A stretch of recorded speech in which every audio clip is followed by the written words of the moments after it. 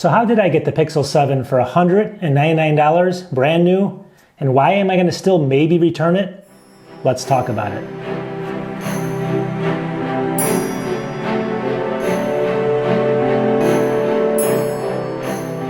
All right, welcome back to the channel. So as you know, my channel is more or less a lot about Apple products. I have Apple computers and Apple stuff. But I tend to, and I've told you this before, I use a Google Pixel 4a 5G phone. It's phenomenal, somewhere over there.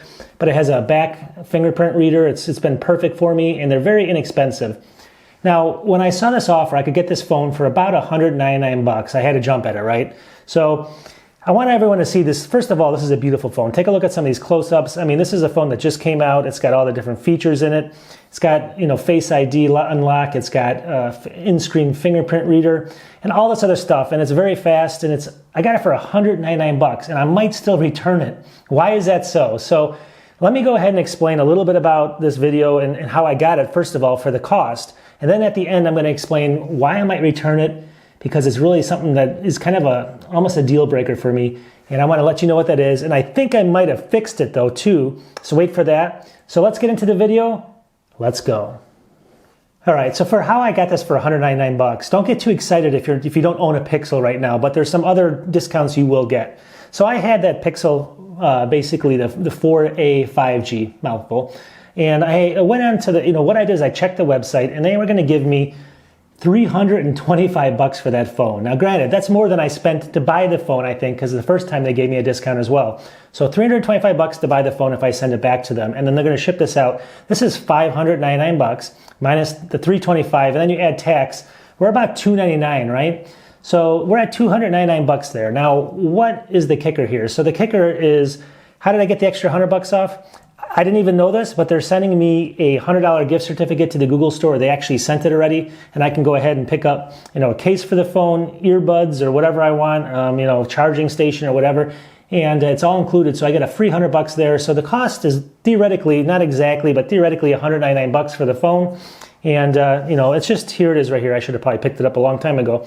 And long story short, this phone is just beautiful. Again, it's made out of, I'll show you a couple more close-ups. It's made out of this brushed aluminum on the top where the camera is. It's got a nice glass back. I got a nice green case for it over here. It's got this screen over here that's beautiful. It does everything really well except one thing, and we're going to get into that in a second, but I just wanted to kind of go through how I got this and just let me give you a couple key hints on looking for this phone and trying to get it for the same cost. All right, really quickly, I want to go through the same deal and just show you guys how you can do this as well. But you have to get into the Pixel ecosystem first, and you're going to get the most off of it. So what I had is I had a Pixel, obviously. I went onto their website right when this launched, and I started doing some searches. When you go to the website, it says, start fake checking out, and then it's going to say trade in your old phone. Well, I went ahead and I put in my 4a 5G, and then lo and behold, $325, right? They were going to give me back. So I'm like, this is a no-brainer. I didn't even know about the $100. That's a special promotion. You may or may not get that, but right now I think they're doing it. So that was basically $420-something I got off the phone. Now, even if you don't have a Pixel, so I guess there's a couple questions. If you don't have a Pixel, can you get a discount as well? Yes. And that's basically, I think they had some other options for Samsung devices and other things like that, maybe 1+1. So you can go in and get some money if you have one of those devices. It's not going to be nearly as much though if you have a Pixel phone. Plus, the Pixel phone that I traded in, if I wanted to buy the 6A, which is a lot cheaper than this one, I think it was like a $450 phone, they were only going to give me $99 for my old phone instead of $325, which is crazy. So the difference there is just buying the most recent phone. And again, this isn't even expensive. This is $599. It's expensive, but not when you add all the discounts in. So getting into the Apple ecosystem, one question I don't know about is if you went and bought like a really old used Google phone and you could probably buy a 4a 5G online for way less than $325. Bring it into the system and then just try to trade that in. Would they give you the discount? I'm guessing they would, because there's really no way to track it. So I think that's one way of getting around this if you want to get this for super cheap. So I just want to let people think, you just have to get it, once you're in here, they're going to give you discounts every single time the new phone comes out. You're going to get like a $300 discount on your old phone every 2 years, every year, whenever it comes out. So you always want to keep that in mind. And that's one of the reasons this Pixel is such a good option for a lot of people and why I like it. I like the systems. Granted, I'm all into Apple, I know it, and I'm going to do some more Apple videos on the phone, but I like having a Google phone. I like technology. I like trying different things like Android, and I like tinkering. So I do like the Android phone. It's just me, but if you don't like it, obviously there's some caveats to this as well, which I'll get into. All right, so what is this issue I had that I may return this for $199 for this beautiful phone? Well, it's basically the fingerprint reader, and let me explain. There it goes, see that? I just got a little alarm. So I have face unlock on, which it works pretty good. It's opening every time I look at it. I don't want it to. But that actually works pretty good. So it does have Face ID, face unlock.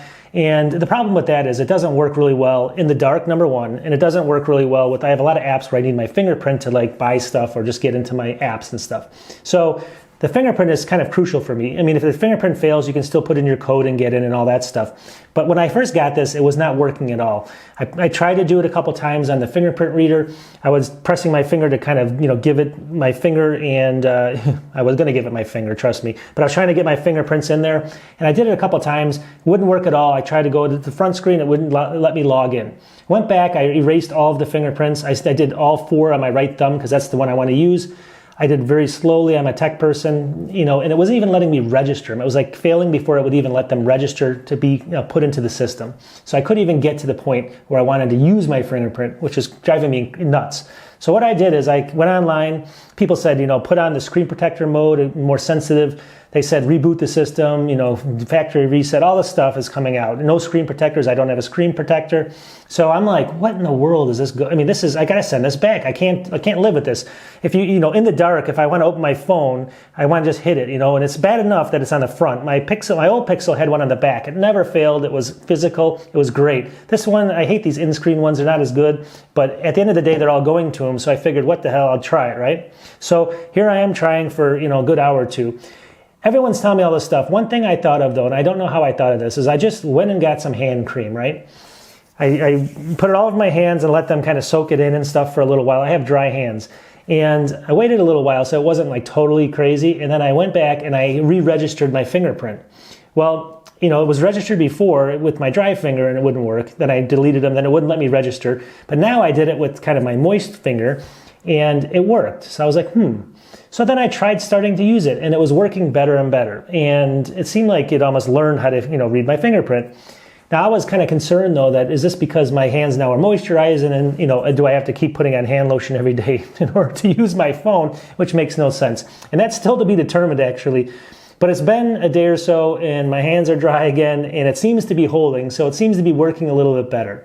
And at the end of the day, this is the problem with everything is it's just technology is hit or miss. Everyone's saying it could be a bad phone, it could be a bad sensor, it could be bad this, bad that. It came down to hand cream and maybe or maybe not, it might fix it. So if you're having the same problem, try that. Rub it on, let your fingers get kind of, moist and then, actually put the sensor so it reads your fingerprints so that it actually takes it in, enters it into the system. I don't know why, but maybe it can read it better when it's like wet like that or when it's moist. Then you basically can wait a while, dry off your hands, and just make sure it works better for you when your hands are dry. And that's what worked for me. It's a crazy story, but it's true.